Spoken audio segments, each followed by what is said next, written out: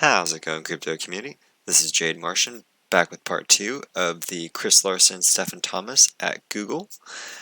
If you are not familiar with my channel, please be sure to hit that subscribe and go to my channel and find part 1, because how have you not already watched part 1 before you got part 2? Alright, and with that out of the way, also be sure to click that like and ring that bell for up-to-date information, and also to show that you do enjoy this kind of content from me. Now then, without any further ado, we're going to jump straight into this video right now. Always was different from Bitcoin in that you could put anything of value in it, right? So this idea of kind of, we would call it IOUs or balances, but really being value agnostic, and that then being the engine for the exchange of that thing of value. But having the combination of ILP with XRP, we think that's kind of the killer formula. Yeah, so now you can have any type of value, like any currency, but also any type of ledger. So like anything from a centralized ledger to a blockchain, et cetera. And if we look at kind of stepping way back, kind of the macro problem that we think, again, the world has, this lack of an internet of value. You kind of argue that this gets to the heart of the problem with globalization, which is obviously under a lot of stress today, right? It's kind of not working for a lot of people. And we kind of, we don't think of it as like, well, globalization's bad. We think of it, globalization's actually incomplete. Until you have an internet of value, you really can't have true globalization. You sort of need these three core interoperability technologies working all together. You need interoperability of data, of goods, and money, right? So the world today, of course, has interoperability of data. You know, it's completely transformed the world over the last 20 years. It has interoperability in goods through, a simple thing called the shipping container, which, before that was invented, shipping stuff was incredibly inefficient, and labor-intensive stuff would arrive at one port, had to be ripped apart and reshipped. And with a shipping container, you're shipped to train, to truck, any port in the world. You have interoperability goods since the 1950s. That's sort of what an internet of value is. It's like the shipping container for value. And again, that can't be a blockchain. A blockchain is like a single shipping company that will, you'll max out that shipping company, and you'll have a dependency on that one shipping company. A shipping container, you can create endless shipping containers. It has no effect on any other shipping containers deployed. That's sort of what ILP is, almost the ultimate decentralization. Right. So that's kind of how we're thinking about it. So before he takes over, the idea again is that the overall topic that he's talking about is why Ripple's XRP and the Interledger is so much better than just, Bitcoin, because if there ends up being something critically wrong with XRP, they can essentially just move it into a new shipping container, take its value, transition it, and just distribute to everybody on the network through the ILP a new asset, one-to-one pairing with the value transferred, right? And that, and that's obviously like a really kind of doomsday scenario that they'd have to do that. Obviously, that'd be terrible for the price and for confidence in the asset, but it would also be a last holds way to ensure that the network is actually able to be secured in case there's like some super critical error that's fundamental to the code that actually requires them to come at how they've actually developed the base asset itself, right? Highly unlikely, but still possible. It allows for flexibility in the system in the future too, if society ever decides, well, we don't really like everybody having access to this KYC nonsense. Maybe we need to move to a more private asset, right? Same ecosystem, just a different asset that's more private, less public, right? Maybe privacy becomes a big thing in the future. What's important now is that we get the world onto the blockchain. Then we can worry about which blockchain's best, right? Let's get the world onto our ecosystem. Then we can fight about which ecosystem's best. One thing first. Maybe people in the audience, it's a stateless protocol, so you can literally just run it over different systems. So it doesn't keep any balances, etc. And then we think really good things happen when the world finally has a full kind of a globalization platform. But this has to happen.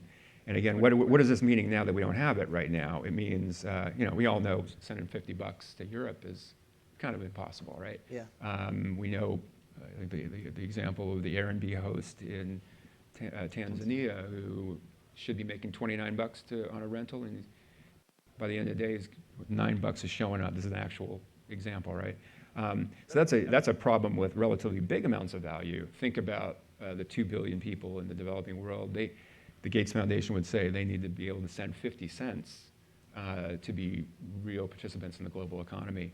Take that even further, if you think about all the connected devices and applications that probably should be empowered to send value, that might need to be, a thousandth of a penny.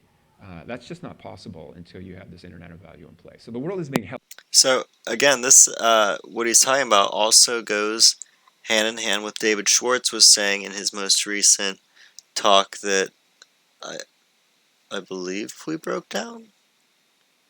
If not, it's really recent, so it's probably fresh in a lot of people's minds.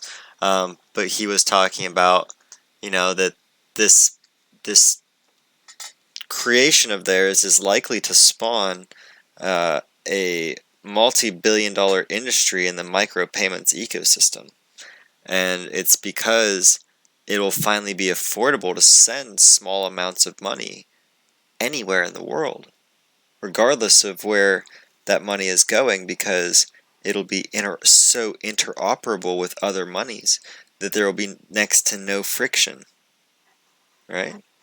It's amazing stuff. That's powerful stuff. That's why they're so far ahead of everybody else around them. It's daunting. I challenge anybody to show me an ecosystem as thoroughly well developed as RippleNet, right? As heavily adopted by such powerful financial institutions and businesses as Ripple, right? I have another article that I'm going to talk about that is going to explain relatively soon, in the next day or so, why Ripple and GPay are the tags for this video. But I'm still trying to piece that bridge together entirely for you so that there will be no ifs, ands, or buts. Hopefully I can do that for you over the next few days, because this is going to be a wild week. But let's continue. Held back by this, and we think that's the true breakthrough that this whole, whatever you want to call this industry, really is all about. There are some detractors of Ripple that say it's kind of the centralized blockchain or the enterprise blockchain. A lot of Bitcoin loyalists and Bitcoin in general might have come out of kind of an anarchist or cypherpunk kind of movement early on. Stefan is part of that. And so that's kind of the general criticism. So I wanted to give you guys a chance to respond to that, and then I'll combine the second question because Stefan has an awesome presentation he's going to give. The second question is, we are living in a crazy kind of environment in terms of cryptocurrency, just speculation on the price of tokens and blockchains. Do you guys think we're in 1999 right now? Is this the kind of a dot-com bubble that we're experiencing?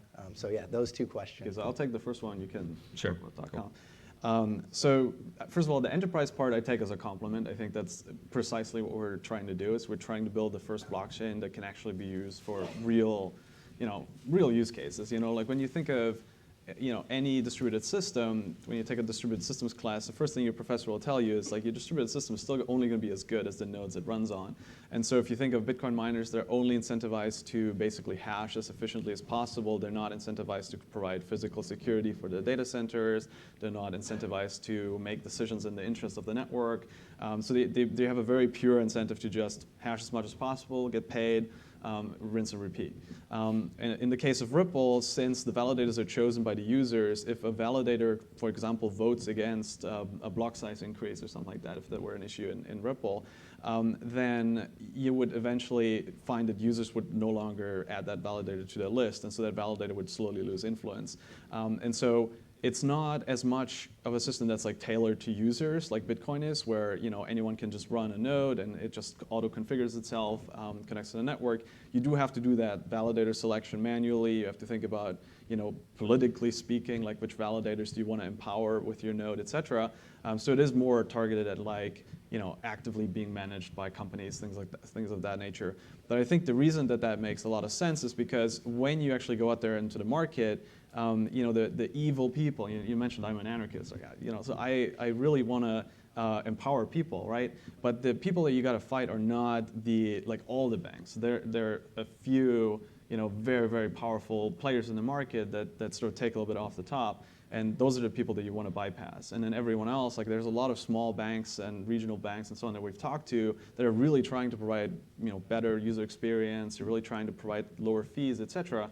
Those are the companies that we want to work with and empower. And it's not just banks, it's payment providers, mobile money providers, and so on. So that's kind of where that different approach comes from. And on the centralization point, I would kind of say that there are a lot of different definitions of centralization, and we're sort of going down the list of meeting more and more of them as we progress.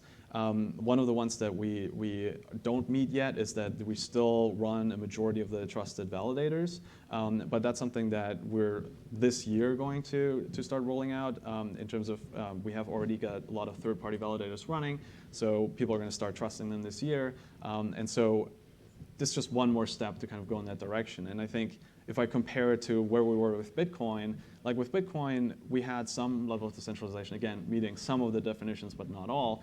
For instance, there's no geographic diversity. It's very concentrated in China right now. But we didn't have a very good roadmap in order to how to overcome that, because the system is really, it's just sort of the incentives are set up in a I would now say, bad way.